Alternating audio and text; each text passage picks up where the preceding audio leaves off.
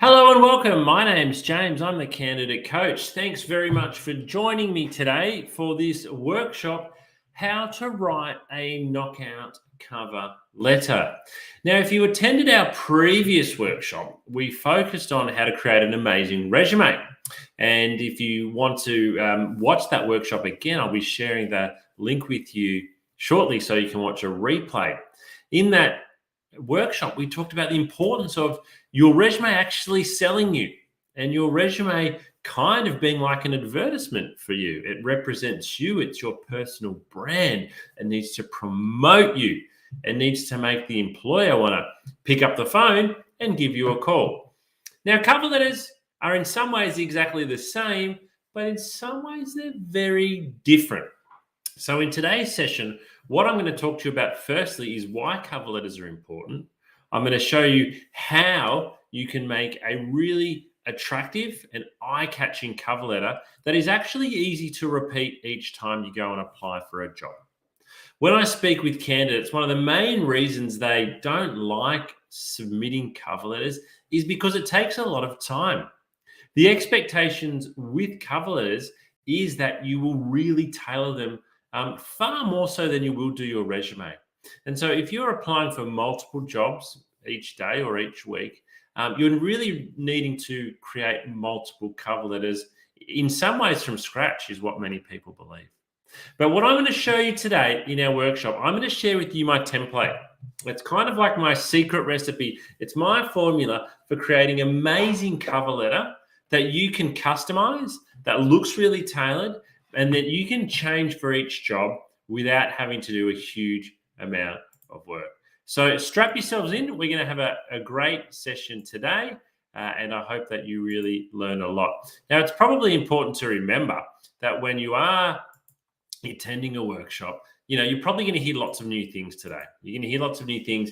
You might not be able to absorb everything. So don't aim to have your complete, overhaul of your cover letter unless you really need it. But if you can get one or two things out of today, one or two tips from today's session that really help you with your cover letter moving forward, then I think it will have been time well spent. So how do we write a knockout cover letter? Well, before we get into it, just a couple of housekeeping things. I am streaming to you live today via our YouTube, Facebook, LinkedIn, Twitter channel. I'm appearing on many of our partner sites. A very good morning if you're watching us one of our partner sites today. If for any reason I do drop off the line, if I fall off the line for any reason, please just wait for me to rejoin. It doesn't happen very often, but I do a lot of live streaming and just occasionally we get a gremlin in the line. What I'd love you to do, though, is to ask lots of questions. The Q&A is live today. So if you ask a question in the comments box, a few of you have already said good morning, you will get a response. We will answer your questions live as we're going along today. But also take lots of notes. Take notes as we're going along. And we'll take even further questions at the end of the session today. Maybe you've got a question about your resume, your interview technique, where to find jobs. So the questions don't have to be just limited to cover letters at the end of the session. We will hang around and we will answer the questions that you would like to have answered. A little bit about me, your presenter. Who am I? Well, my name's James. As I said, I'm a director at Smart Recruitment, and I've been at Smart Recruitment since 2005. So I've spent my whole career in recruitment since I graduated in HR in Melbourne, in Australia. I've conducted over 3,000 interviews, over 600 group assessments in that time, and placed over 1,000 people into jobs. Probably for the context of today, over that period of time, I've easily read 100,000 resumes, and I'd say probably 2/3 of those resumes had cover letters.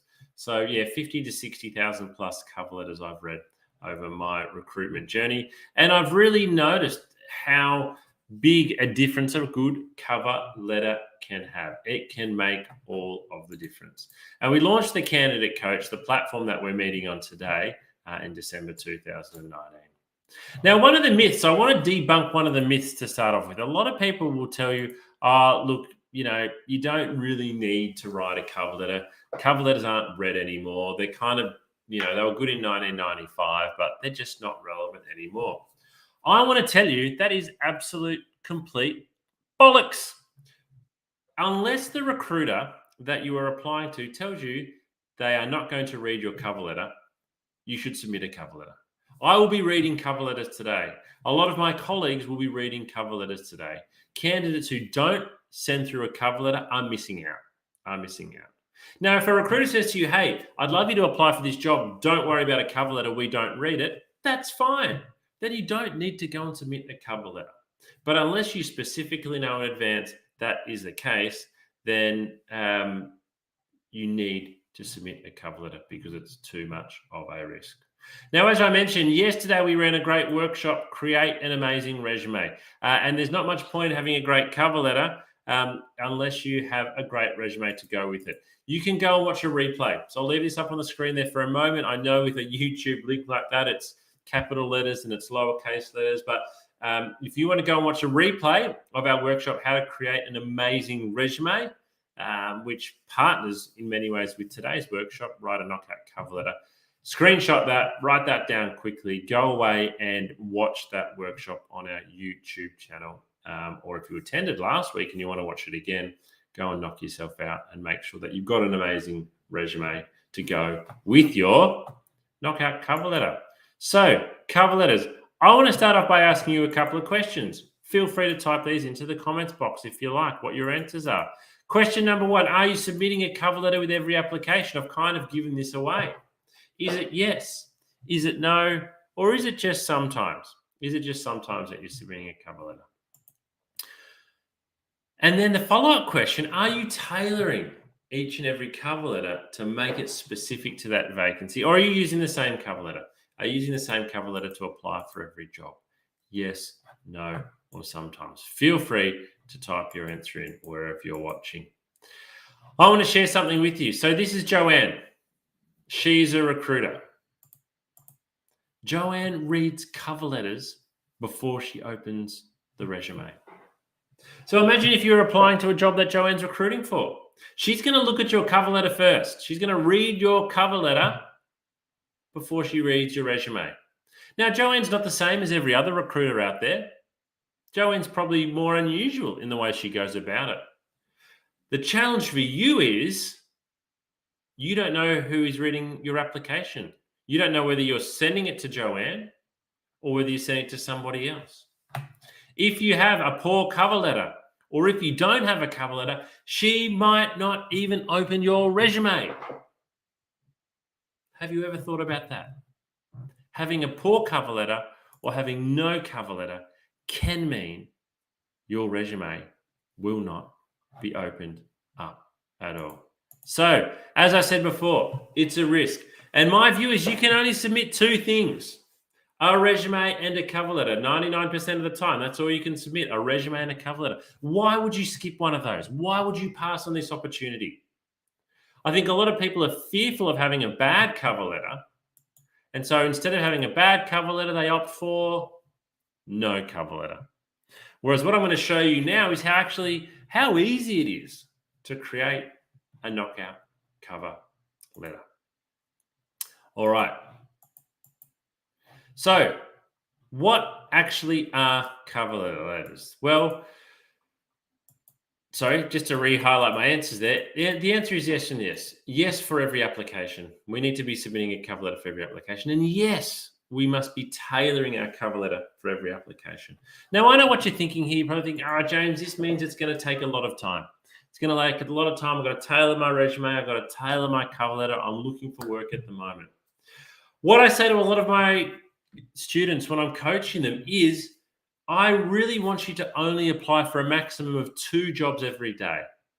Because for each application, yes, you need to be going and reading the ad thoroughly and understanding it.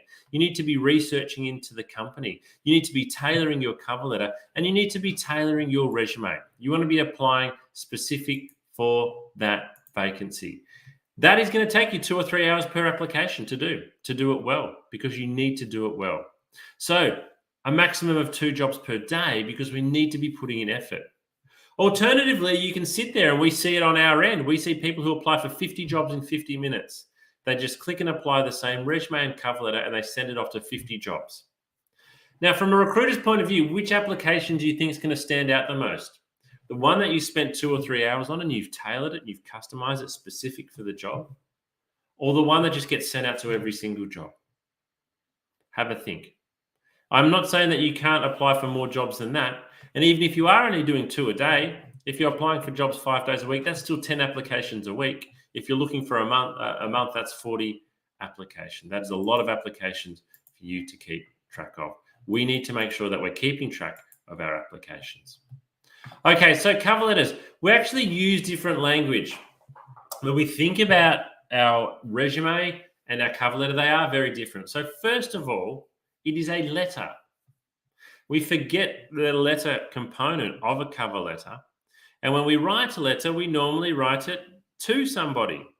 Not very often in the year 2022 and beyond do we actually write letters, but we might write emails. Again, if you're writing an email, you're normally writing it to somebody.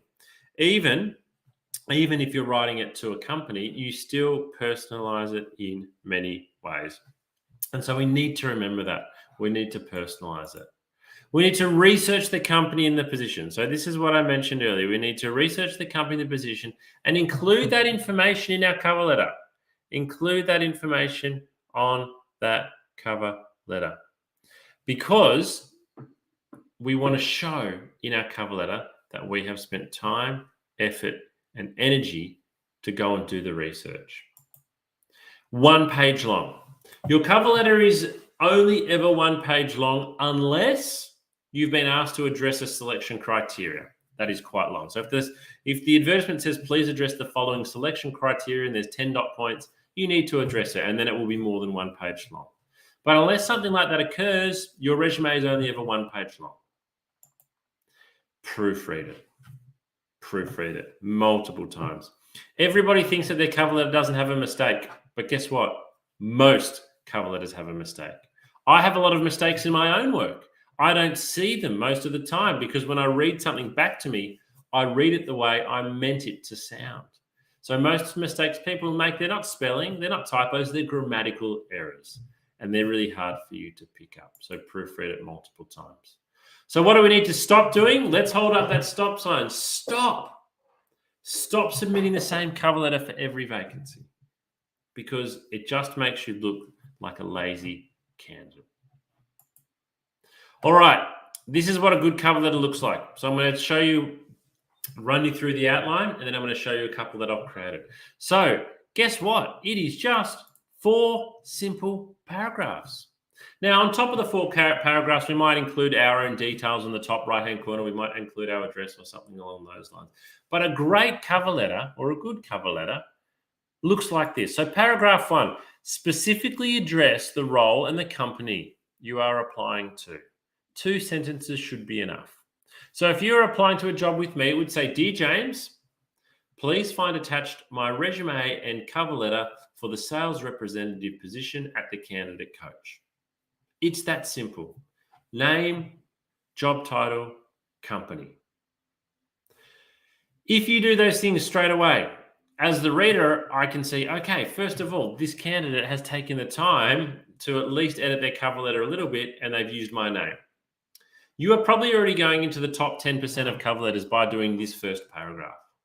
Most of the cover letters I get are Dear Sir or Madam, to whom it may concern, about the vacancy. I have my name on every advertisement that I post. Now, I know not everybody does, and if they don't, then you can do to Dear Sir, Dear Sir or Madam, or to whom it may concern. But if there is the name of a person on the advertisement, always use their name. My name is on there.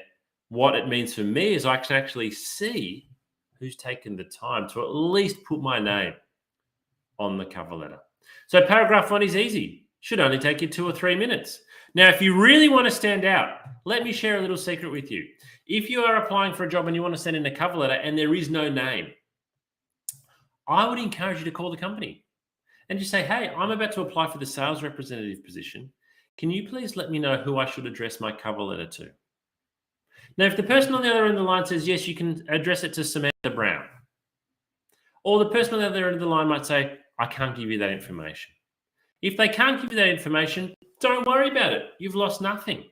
But if they tell you the name of the person is Samantha Brown, and if Samantha Brown is going through 100 resumes and 70 cover letters, and one cover letter says, "Dear Samantha," do you think that's going to stand out? Absolutely, it will. So be brave, make a phone call, see if you can find out. It could be the one thing you do in the whole recruitment process that gets you the job, because all the other candidates are good. You've got a good background, you've got a good resume, they've got a good background, they've got a good resume, you interview well, they interview well. But Samantha remembers that from the start, you had a name on a cover letter. And so there's a bit more interest in your application. It sounds silly, but it can often work that way. So that's paragraph 1. Only takes 2 minutes, unless you're going to make a phone call. Might take 4 minutes. It's easy to do.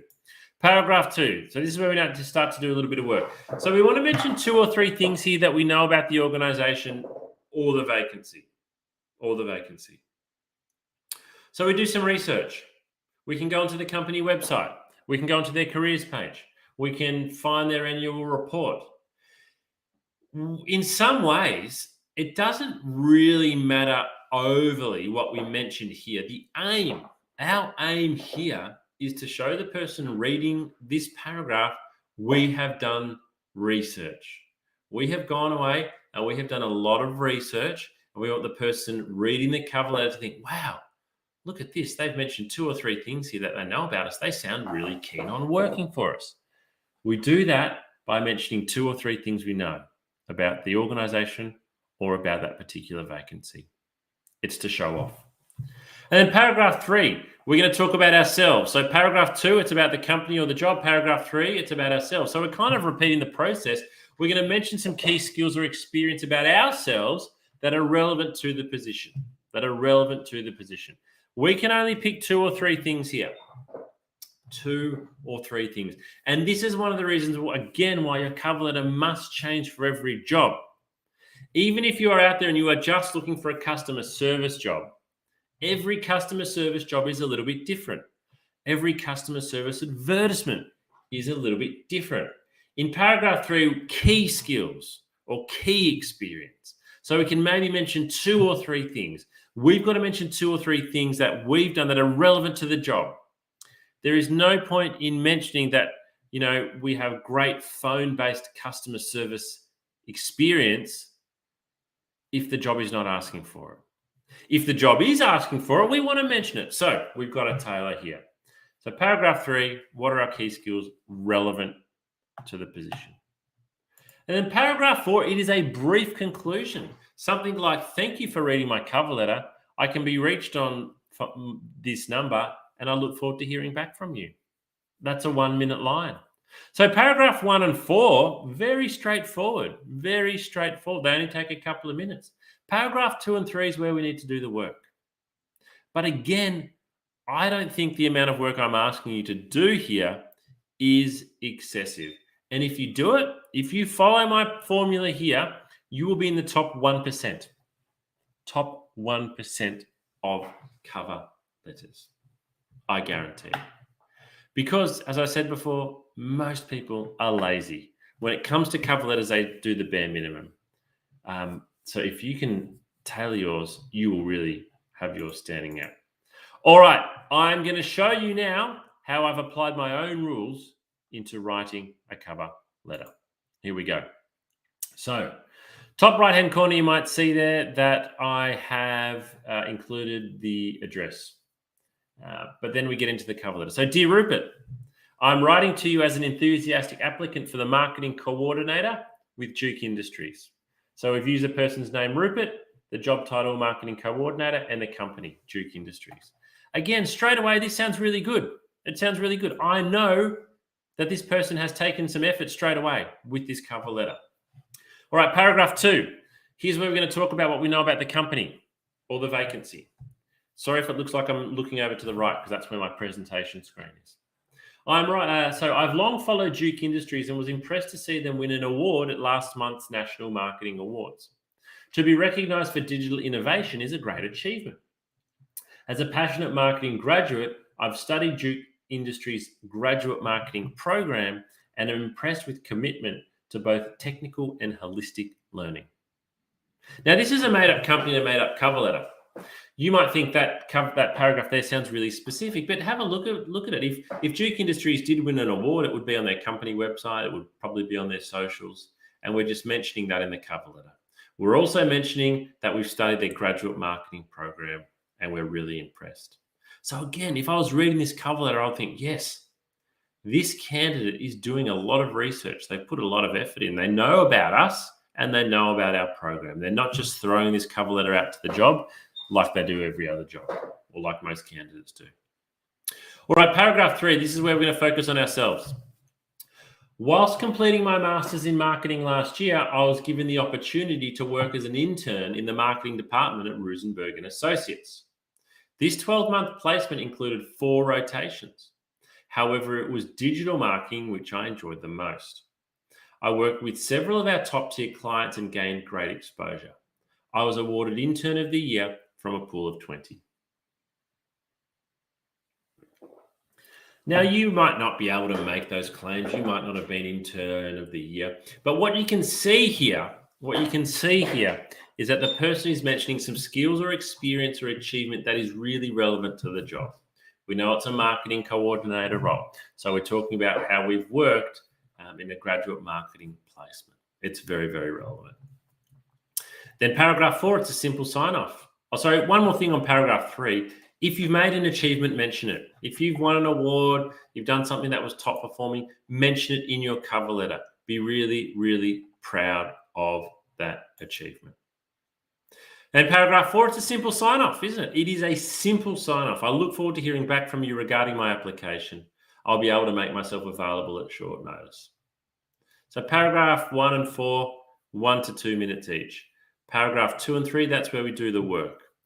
But again, once you get used to writing a cover letter like this, I don't think it's going to take you a lot of time. I really don't think it will. Now, I'm going to show you the same cover letter or the same text written in a different layout, a different format. Okay, so let me bring that back up for you now. So here's the same cover letter, but we've got a different layout and design here. Excuse me. Excuse me. Just have a sip of water. If you look from Dear Rupert and below, it's exactly the same. I'm writing to you as an enthusiastic applicant for the marketing coordinator vacancy with Duke Industries. So everything below there is the same, but we've done a couple of different, I guess, graphical design bits here. So we put the name up the top and the title. We've also put contact details. And then down the left-hand side, we've included a headshot and a profile. So there's a bit of extra information here. We've talked a little bit more about ourselves. We're showing a bit more branding, a bit more personal branding as well. Whether or not you use template 1 or template 2, it's really up to you. You've got to do what you feel comfortable with. If you like the one that's on the screen there now with a photo and a bit more design, great, go and use it. If you like the more simple layout, great, go and do that. It's your personal brand. So just a question that's come through, I might answer this one live on air. Paragraph 3 really needs to be specific examples of what we've done, not just general attributes such as highly organized. This is a great question. I would say yes, specific examples are far more powerful. Specific examples on resumes, specific examples on cover letters are far more powerful. You can sit there and say, hey, I'm organized and I'm a good communicator. Great. But guess what? Anybody can say that. It's not quantifiable. If you mention something specific, though, like I have a typing speed of 80 words per minute, that's specific. That is specific. And if you're going for an administration job, it's a really good thing to have. So yes, I would look to make your skills, achievements, or experience as specific as you can get. And again, bearing in mind, it's paragraph 3, it's one paragraph. We can only choose a couple of things, 2, maybe 3 at the most. So we really want to be promoting and selling ourselves there. Thank you for that question. I don't always read them out on air, but that one was really relevant. Okay, now with all of the templates that I've shown you, both of them, you can download these on our candidate coaching platform. If you like, you can go and download this template today. Obviously, you need to rewrite it because you're not me, but you can go and use this template. We've got it available for you to use and we've got some instructions that go with it too. Okay, so you're probably wondering, what's with all the research? I'm asking you to do a lot of research. Well, I want to share with you a quote from a well-known recruiter in Australia who's here in Melbourne, Stefan Wheeler. And this is a LinkedIn post that he did a little while ago. So Stefan wrote, credentials on your resume will get you that first interview, but it's not the key to your next position. Looking at the people we recently hired or who will be joining us shortly, there is one thing that they all have in common. They were uber prepared. They have dug deep into what we do and stand for. They impressed us with their understanding of our business and the problems we are trying to solve.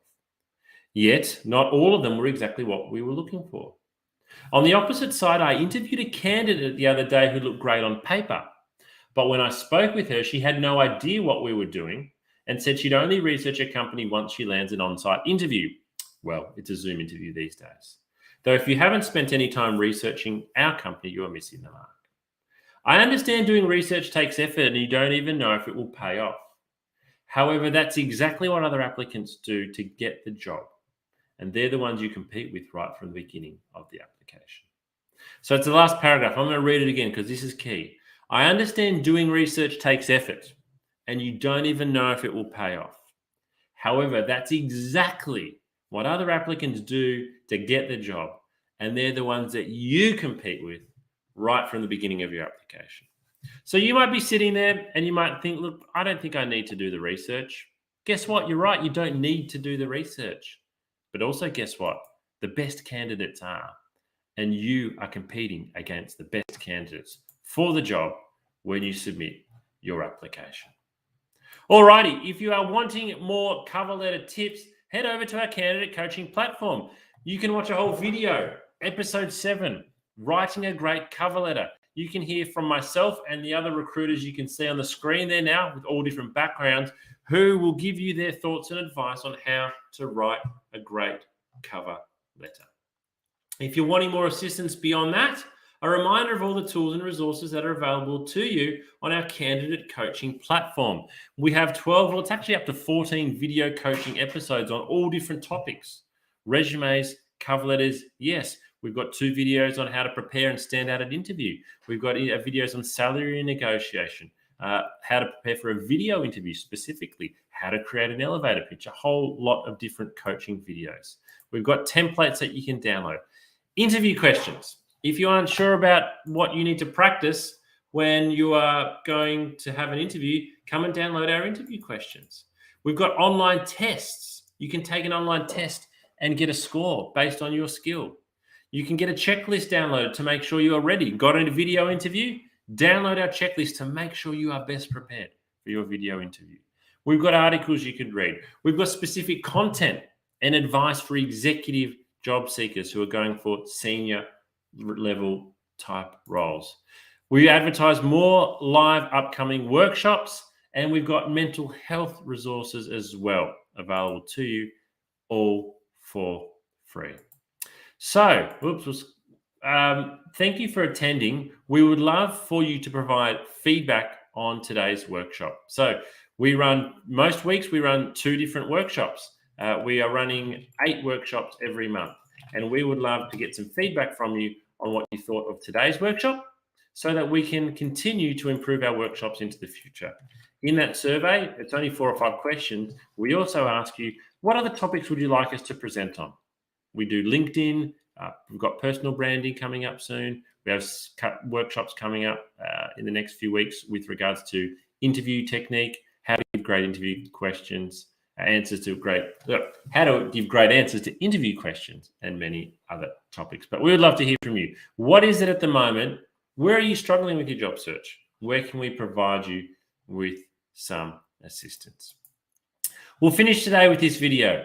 This video is really important. It talks about the mental health challenge that is quite hidden when it comes to looking for work, but that many people might suffer from. So thank you for joining us today. This workshop will conclude at the end of this video. Get out there, rewrite your cover letter. Good luck with your job hunting. Bye-bye for now.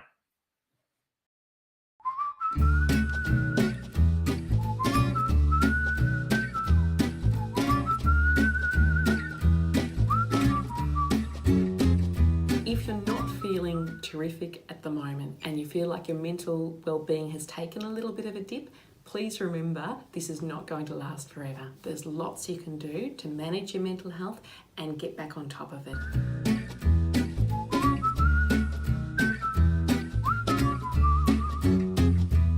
I am Dr. Sarah Barker. I'm a clinical psychologist. I've worked in workplace mental health with Black Dog Institute for the past 7 years.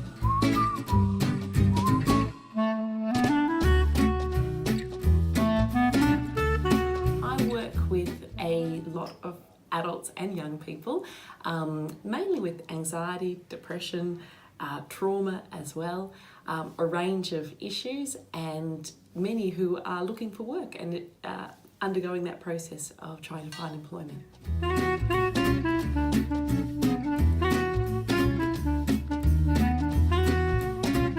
Looking for work causes mental strain because our identity is tied up with our work. Work gives us meaning, it gives us purpose, it gives us company and connection. So it's stressful for lots of reasons looking for work, and it can take a toll on our mental health.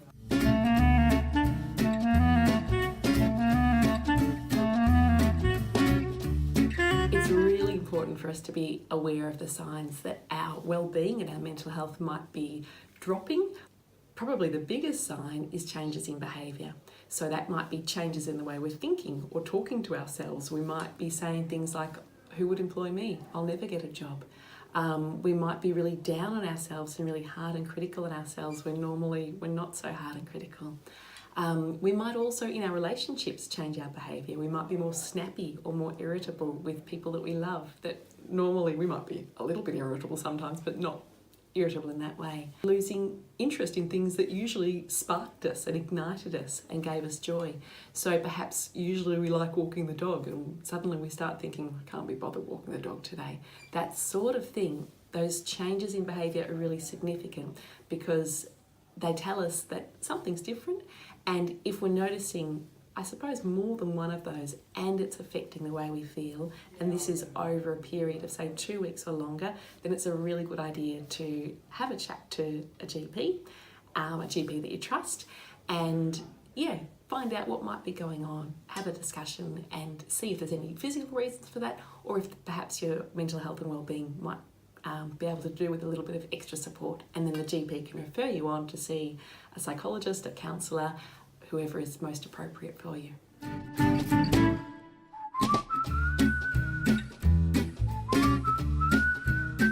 There are so many great things you can do to look after your mental health when you're looking for work, and it's really important that you do. My very top tip would be really talking kindly to yourself and being compassionate with yourself.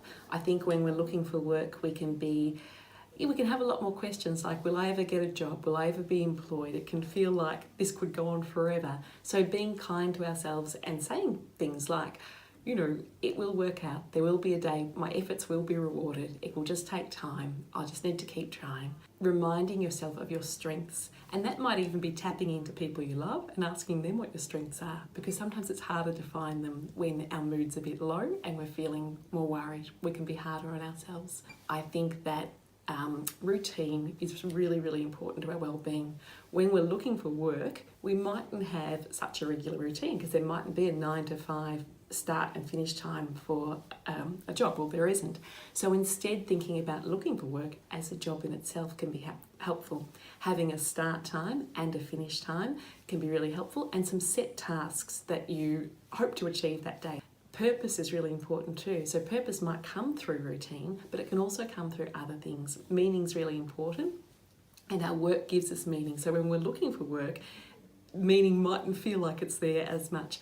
Part of what we can do is infuse those tasks with meaning. So I am doing these things today, I'm looking for work, and that is meaningful in itself because there's an end goal to this. It will be something that's good for me and good for the people that I love as well.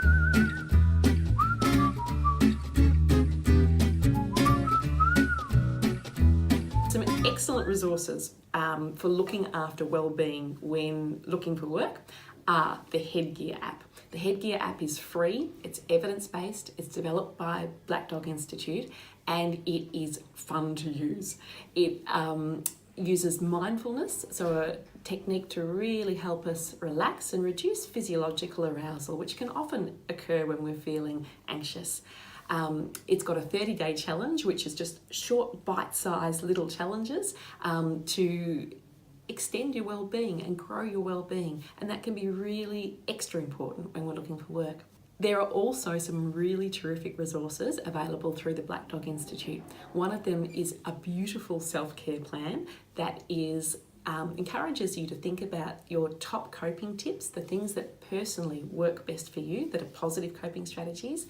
Another really good resource is through Beyond Blue, and they've got some excellent resources to look after mental health while looking for work, and also when people are recently out of work as well.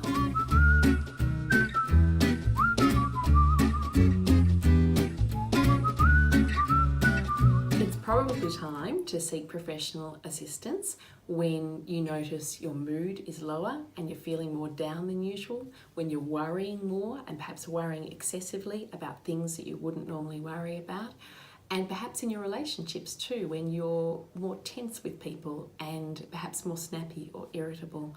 All of these are signs that perhaps our mood is not in the greatest space, and our well-being is not in the greatest space, and that it can be a great idea then to chat to your GP, who can then refer you to an appropriate person to help you strengthen your well-being.